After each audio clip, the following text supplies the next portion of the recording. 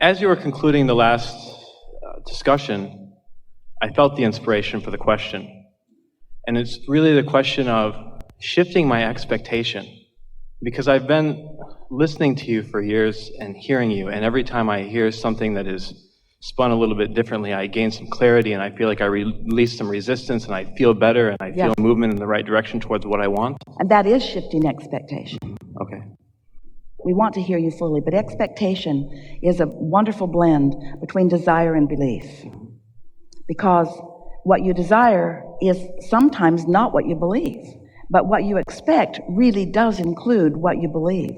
So expectation is stronger on the believing side than it is on the desiring side. But when desire and belief blend, what a magnificent expectation that is. And that's when you are at your most powerful. So we just want to make one comment, and then we want to hear you fully.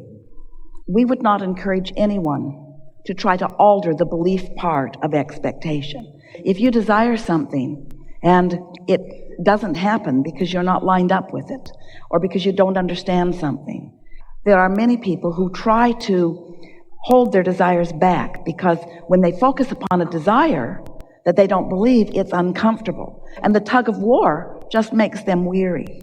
Well, we're not wanting you to be weary, but we're also not wanting you to try to let go of desires. So it's much more beneficial to you if you hold to your desires and think about them in the way that's easiest for you to do.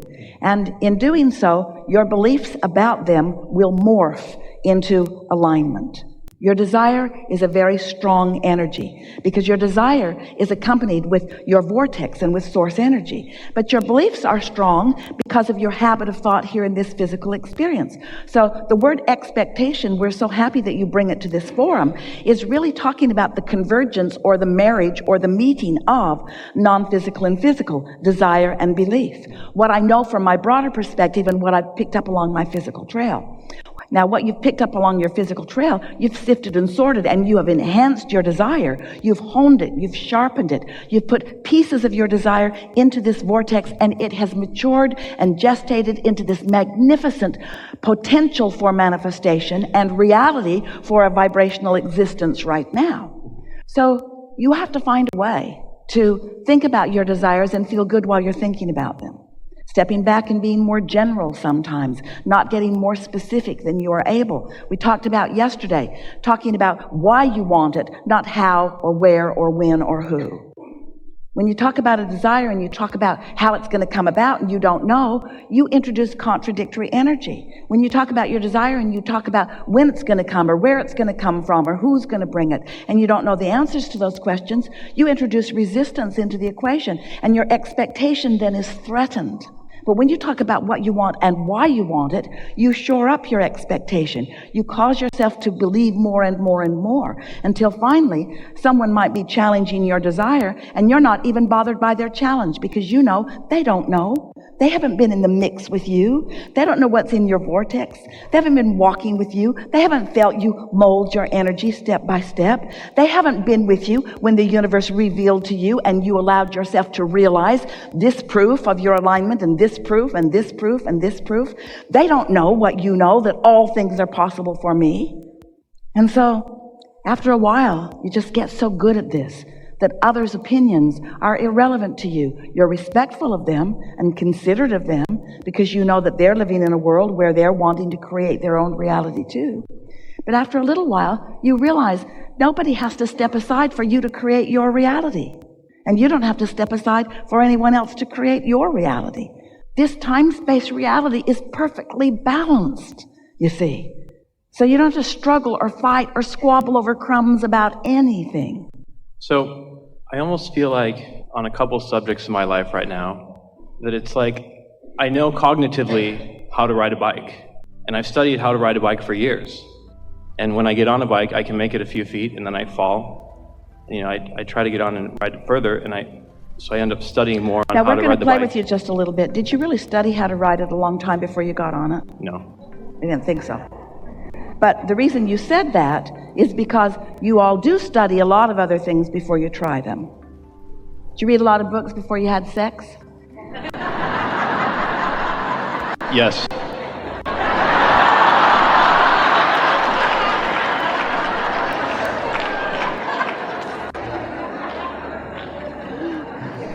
Some questions are better not asked. But what we're getting at is, we know what you are talking about. You're talking about getting too much in your head about it. And this is the reason that we want to continue to point out that life just causes you to ask. You can't stop it. And Source continues to line up things that you're asking for, so the answer is right there for you. And as you just relax a little and chill a little and try not to please so many others who have already sort of lost their connection to their alignment, and so follow your impulses more, what you begin to understand is that you don't have to study anything, that life will deliver to you all the information that you need. Esther's been noticing, because she's spread out among 3 properties now, and she wants to be at every one of them all the time because they are lovely in their own remarkable way. But of course that's not logical, and so she is moving about from place to place, sort of letting it depend upon her proximity to the seminars that she's doing so that the flight time is less and so forth. But in the process, she's got a lot of moving parts and a lot of people that are tending to a lot of moving parts. And for a while, she felt like, in fact, recently even, that she needed someone out ahead of her to check out the moving parts so that the moving parts were moving correctly before she showed up. Because it's not fun to get there and have to tend to moving parts that need to be brought into balance. I'm only here 6 days. Do I really have to do that now? Wouldn't it have been nice if that had been figured out before I got here? But then she began to notice that everything is sort of taking care of itself. And anything that she needs to know just shows itself to her. In other words, feel the difference between needing to go and look at every single thing with dozens and dozens and dozens of checklists and dozens and dozens and dozens of people checking the dozens and dozens and dozens of checklists.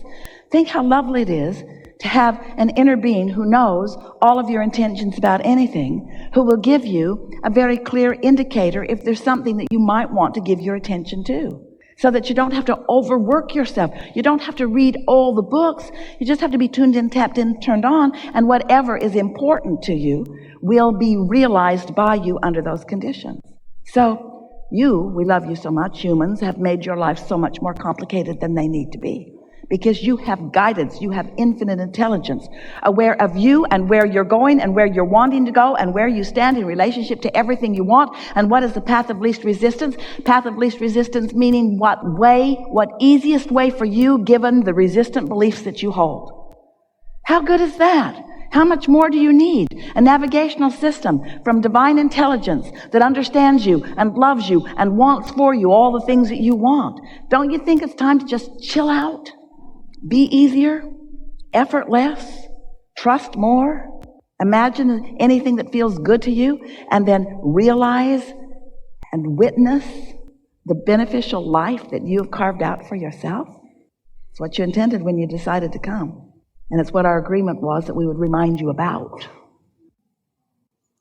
So I've got some really strong desires, and there's one in particular that I actually feel like I'm moving away from what I want.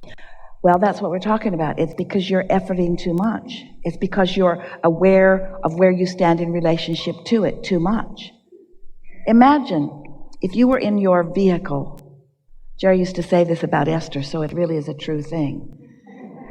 And he stopped doing this. He'd say, look at that. And suddenly the car would begin to veer over in that direction. It's like she couldn't look at anything that she didn't start to drive right toward it. He'd say, all right, now, we're going to keep moving straight down this road. Yes? Can you do that? And can you look over there at 9 o'clock without driving over there at 9 o'clock? Just keep driving at 12 o'clock and look over at 9 o'clock. Esther would look over and... There is a vibrational reason for that. In other words, everything begins moving in the direction of what has your attention, you see. And so there are just a couple things going on in my, I wanted to say now reality, but I realize it's not right now. Wanted things? Or absence of wanted things? Absence of wanted Then things. don't talk about it ever again. Because it just causes you to activate the vibration and throw more resistance on the trail, which hinders your path to where you want to go. You see, here's the thing. So it must feel a little strange for us to say to you, you're born into an environment of diversity and contrast. You get that? And we say, you sit and sort it, know what you don't want, know what you do want. And you decide what you do want. And there's a lot of decisiveness happening within you. You're deciding at all levels of your being more than you realize. And you are creating your version of your perfect world. You've created it vibrationally. And it will manifest fully in your experience unless you continue to do the tugging against. In other words, feel what it feels like when you have made a decision about something. Think for a minute about what the word determination means. Feel what it feels like when you use the word focus or clarity. And feel how uncomfortable it is when you feel undecided about something. That's the greatest discomfort in the world. I think I should do this, but maybe I'll do this, but I want to do this, but maybe I'll do this. Choose one. Just choose one. Choose one and stop the self-inflicted torture. Just choose something and line up with it, you see. So we want to tell you something that you don't know yet. Most of you don't realize this. We've said it a few times, but we haven't said it in an emphatic enough way or with enough examples that you really understand it in the way we want you now to understand it. Your desires are so much more powerful than your obstinate beliefs. Your desires are so much more powerful. And that is the singular reason that negative emotion even exists. Your desires are so much more powerful than your beliefs because your desires are intertwined with source energy. Your desires are backed up by the energy that creates worlds. So we're really saying two things to you. If your desire is strong enough, it must come to be, and it will. But you can tortuously hold yourself apart from it by your negative attention to the opposite of what you want. You heard us yesterday saying, that's why. Why isn't something happening? That's why. It's because your attention is on it not happening. Every subject is two subjects, wanted and absence of it. So when you give your attention to the opposite of what you want, you practice the vibration, and that's where beliefs come from. You give your attention to something for as little as 17 seconds, really more like 16 seconds, really more like 14.5 seconds these days. You give your attention to something for as little as about 14.5 seconds. Seriously. And what happens is another thought joins it that is like that. And as you continue to give your attention to it, that thought continues to gather momentum. And as that thought gathers momentum, it has more pulling power or more ability to resist. It's like sticking a stick in the spoke of your bicycle wheel. That wasn't in the manual, was it? Get going as fast as you can go and then ask someone to stick a stick in the wheel. And yet you do that all the time.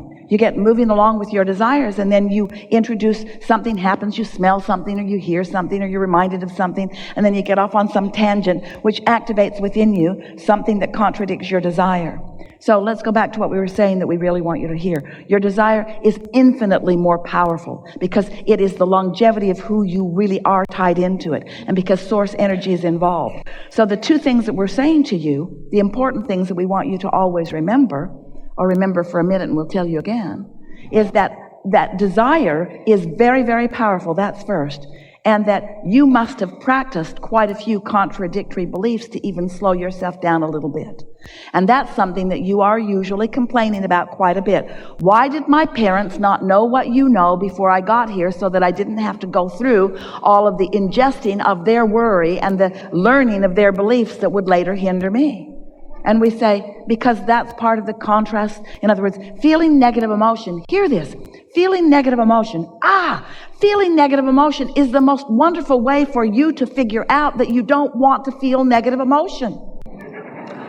And how you have ever come to a group of people who are willing to endure negative emotion is really, it's not a mystery to us because we understand everything. And we're not laughing at you. We're not sitting in corners. But you got to wonder why you would put up with negative emotion in the subtle stages when you now know, and you do now know, and we know that you know, and you know that we know that you know. You do know that there is momentum, and the law of attraction causes momentum. You do know that. Don't you know that?